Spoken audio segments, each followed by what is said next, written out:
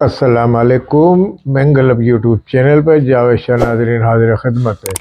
ناظرین، اس وقت پاکستان کے اندر عمران خان کا فیصلہ آ چکا ہے اور ان کو سزا بھی لگ چکی ہے، یعنی کہ اس ضمن میں پاکستان کے اندر جو ایک غیر یقینی صورتحال تھی عمران خان کے کیس کے حوالے سے، تو فیصلہ آ چکا ہے۔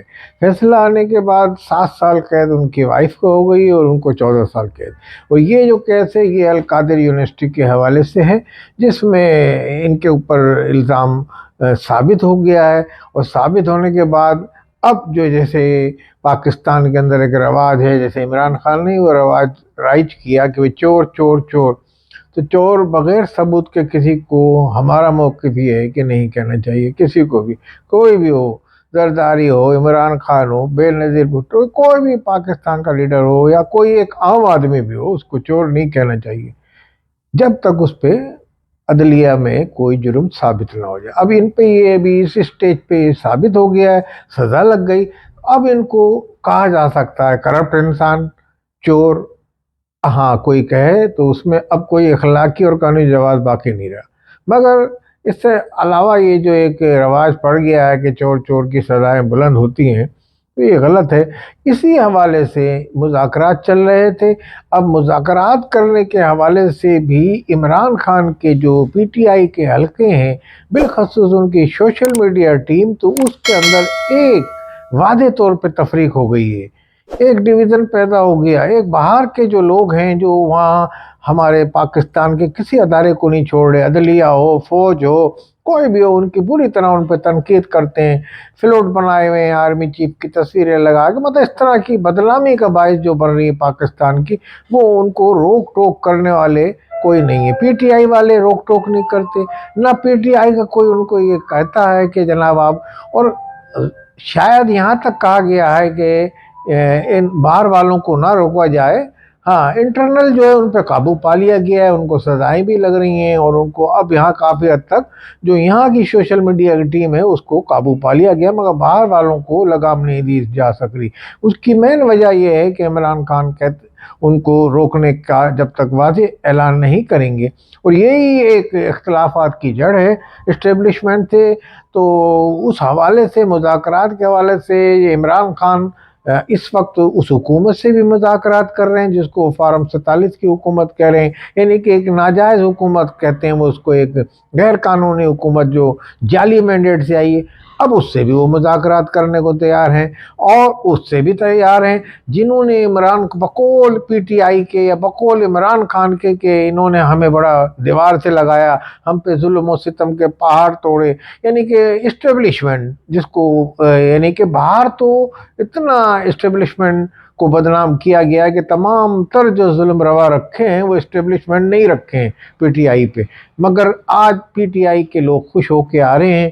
اب ان سے آرمی چیف سے بھی ملاقات ہوئی گور خان کی، انہوں نے کہا بڑے اچھے ماحول میں گفتگو ہوئی اور یہ ہوئی، تو ان سے بھی انہوں نے، جنہوں نے ظلم و ستم کے بقول پی ٹی آئی کے پہاڑ توڑے، ان سے بھی مذاکرات چل رہے ہیں ان کے۔ ان کا بھی ایک دیرینہ مطالبہ تھا کہ بھئی ہم سے اسٹیبلشمنٹ بات کرے، تو حالانکہ وہ ملاقات ایسی ہوئی کہ یعنی کہ امن و امان کے حوالے سے، سرحد کی صورتحال کے حوالے سے، کے پی کے میں جو مسائل چل رہے ہیں اس کے حوالے سے، یعنی کہ سرحدی مسائل طالبان کے حوالے سے پاکستان کو مستحکم کرنے میں، اور سرحدی مسائل جو ہیں اس کے اوپر گفتگو کی گئی ہے۔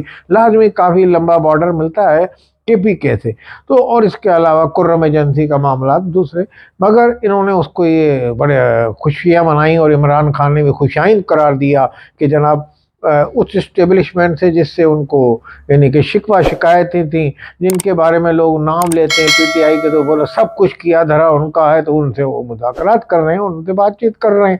اب ان کو بڑا خوشی ہوئی اس پہ، وہ اتنی خوشی ہوئی ہے کہ جو اب سزا لگی ہے ان کو عمران خان کو، تو اس پہ بھی وہ مطمئن ہے، کوئی انہوں نے کہا آگے آنے والے مذاکرات میں تمام معاملات حل ہو سکتے ہیں۔ مگر بہرحال ہم یہ سمجھتے ہیں کہ عدلیہ نے جو سزا لگائی، ایک قانون کے مطابق لگائی سزا، 35 گواہوں پہ جرا ہوئی، اور 1 سے 1.5 سال کا عرصہ تھا اس پہ جو یہ مقدمہ چلا، 1 سے 1.5 سال کا عرصہ۔ تو آپ یہ دیکھیے تمام تر گواہان کی اس میں موجودگی میں یہ بات ہوئی ہے. اس کے علاوہ مفرور ہیں اس میں لوگ، یعنی کہ ملک ریاض ہیں اور یعنی کہ شہزاد اکبر ہیں جو احتساب کا صبح صبح کے ٹی وی پہ بیٹھ جاتے تھے عمران خان کے دور میں کہ فلاں کو پکڑ لیا ہم نے اور اس سے اتنا کروڑ نکلا، اتنا یہ ہوا. تو وہ تمام چیزیں زلفی بخاری ہیں. گوگی ہیں، یعنی کہ فراز شہزادی گوگی جو ان کی بشرا بی بی کی جو پارٹنر ہے.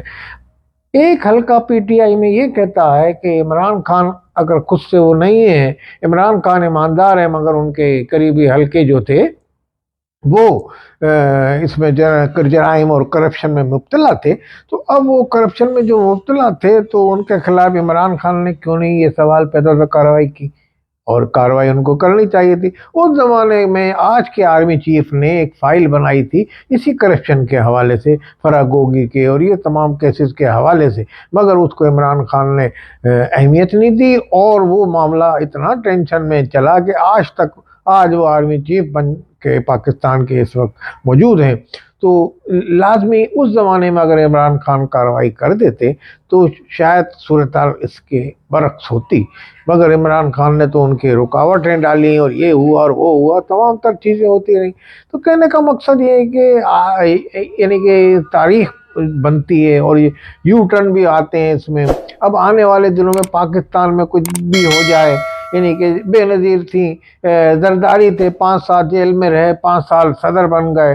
اسی طرح بے نظیر بہار تھیں، پرویز مشرف نے ان کو کہا کہ نہیں وہ آئیں، وہ وزیر اعظم بن گئی. پرویز مشرف یعنی کہ اقتدار سے محروم ہو گئے.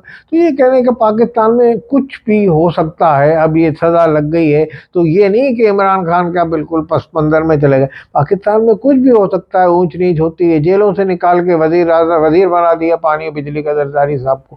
تو یہ سب صورتحال تھی. اب انہوں نے کہا، ضیاء الحق نے کہا کہ میں کسی کو صورت میں پیپلز پارٹی کی حکومت نہیں. کہا ضیاء الحق کا ایک دم جہاز گر گیا اور وہ اس کے بعد بے نظیر اقتدار میں الیکشن میں آ گئیں اس حوالے سے. تو یہ سب چیزیں پاکستان میں یہ حادثاتی طور پہ بھی لوگ واپس آ جاتے ہیں میدان میں نا. اسی طریقے سے ان کو یعنی کہ نواز شریف ہے وہاں چلے گئے، اچانک آ گئے پاکستان واپس. اب صورتحال یہ ہے کہ یہ حکومت ایک استحکام کی طرف لے جا رہی ہے.